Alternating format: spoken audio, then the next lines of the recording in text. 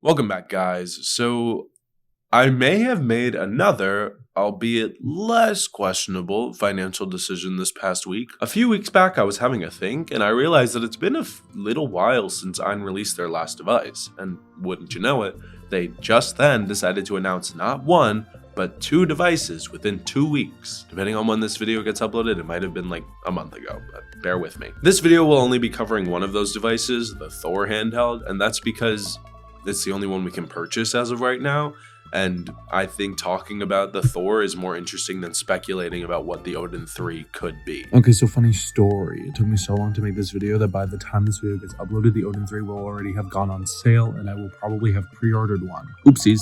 Let me know in the comments if you want a video on that because we already know everything there is to know about it specs-wise. So yeah, let me know.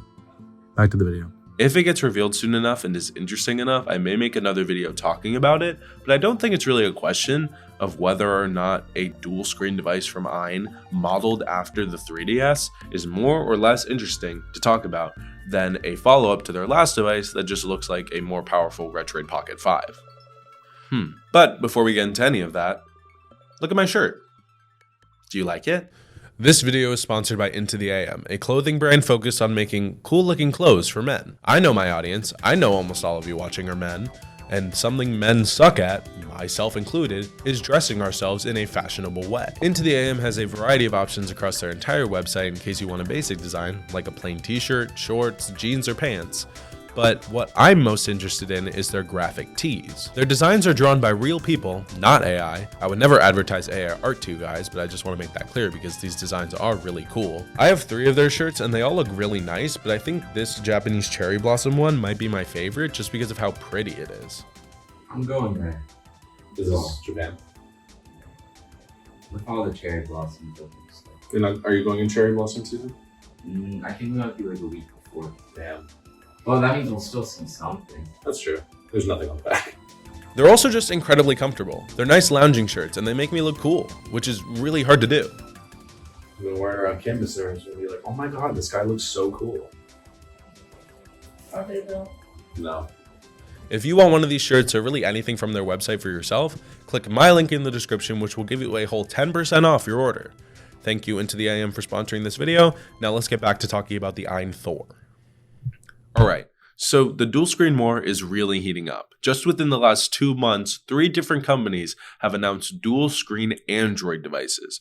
And that's not even counting Retroid. Android is an important factor there because a certain company has released a dual screen device before, but it ran on Windows. And only in the last month or 2, when they announced the follow-up to that device, did they announce an Android version as well. That company is AYN. They were the first to really try out this whole dual screen device concept, and it's been over a year since their first device with 2 screens. So I'm honestly surprised it took this long for other companies to try it out as well, but we're here now, so it doesn't really matter. 1X Player recently dove into this market through their sister company, 1X Sugar, through which they announced the Sugar 1, which is a dual screen device but folds the opposite way. It's weird. I made a video on it if you want to go watch it. I may have also canceled my pre-order to pre-order this, but Retroid also released a dual screen attachment for some of their devices, like the Retroid Pocket Mini and 5, but I don't count that as a dual screen handheld because it doesn't come like that out of the box. It's just an accessory you can buy.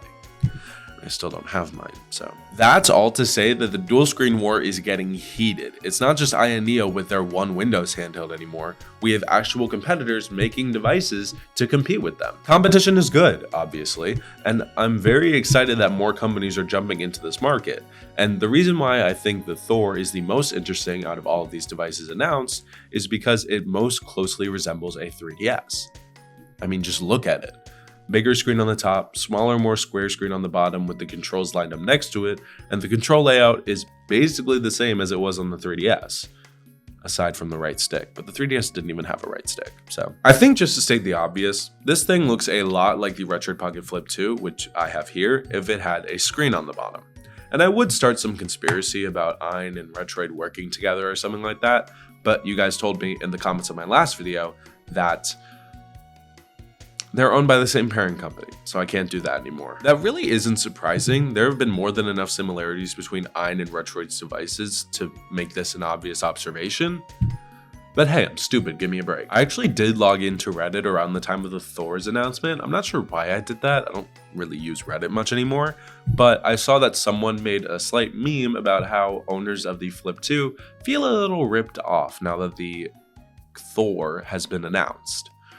And I mean, I can kind of understand that. They look so similar, and I definitely took some design cues from the Flip 2, but the Flip 2 is still an incredible device. The Thor is just about to be an incredible device with 2 screens. All right, talking about the actual device, because it looks so much like the Flip 2 and thus the Nintendo 3DS, I really like it. The placement of the bottom screen just makes sense, and I think this is going to be perfect for 3DS emulation, but it could also be perfect for watching something on the top screen and then playing a more retro game, like a 4x3 game, on the bottom screen. That's a great use case, but I know I'll never use it because I never use these devices for anything other than gaming, and I don't think this device will be any different. I also use Apple AirPods, and those don't work well with devices that aren't Apple devices, so basically I'm too entranced in the Apple ecosystem. Sad. The specs here are the exact same as they are in the Odin 2 line of systems, with a Snapdragon 8 Gen 2 processor, anywhere from 8 to 16 gigabytes of RAM, and a 120Hz display that was on the Odin 2 Portal. There are a few differences this time though, one of them being that there's been a bit of an upgrade for the storage in the Max model, going from 512 gigabytes on the Max Odin 2 to 1 terabyte on the Max Thor.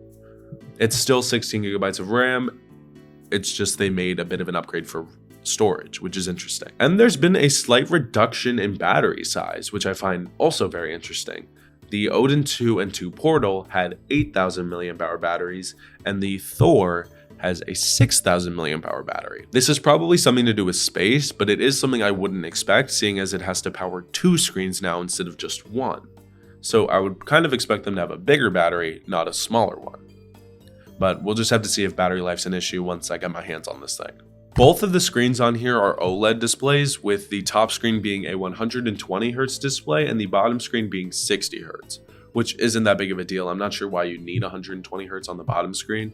Not sure why you'd really need 120Hz on the top screen either, but the top screen is a 6-inch 1080p OLED display, and the bottom screen is a 3.92-inch 1080 by 1240 display, which I had to look up the aspect ratio for, and if I'm not mistaken is 5:4, which is really interesting.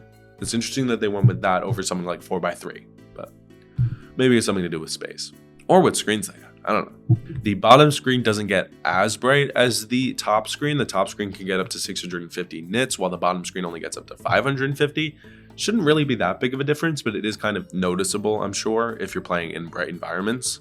Another slight difference after the battery reduction, that isn't really a difference, they just changed the naming scheme, is that there's a light version of the Thor. I say it's not really a difference because it really isn't. They've had light versions of their devices before. It's just that they've kind of changed the meaning. Both the original Odin and the Odin 2 had light versions, but the difference here is that the light version of the Thor has an entirely different processor, the Snapdragon 865, and only has 8 gigabytes of RAM and 128 gigabytes of storage. Now, there is a version of the Thor with 8 gigabytes of RAM and 128 gigabytes of storage, and also the Snapdragon 8 Gen 2 chip for $50 more. And I guess it's nice that they're giving you the option, but why wouldn't you just get the base model? I guess if you really need to save the $50, but man, I don't know. I think the performance boost from the 865 to the 8 Gen 2 will be worth it. That brings us to the prices of these devices.